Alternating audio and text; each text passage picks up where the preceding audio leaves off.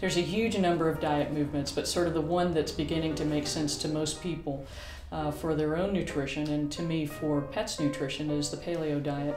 And essentially it boils down to foods in their raw forms, so you have adequate amounts of proteins, fats, and then very little carbohydrates, and most of the carbohydrates you would get through fresh vegetables.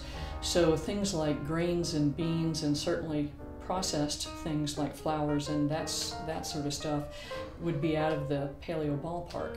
What we're beginning to see with pets is that if we put them back on a diet like that, that's essentially what they've been eating since they grew with us, so to speak, plus some whole grains, things like oats, whole wheat, not processed wheat, corn, those things.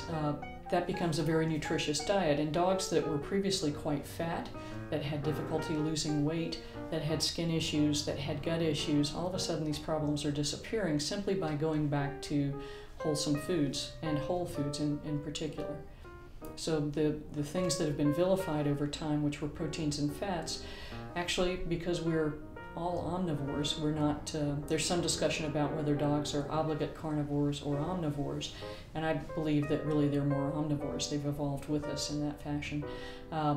They do so much better with good quantities and qualities of proteins and fats along with the vegetable carbohydrates.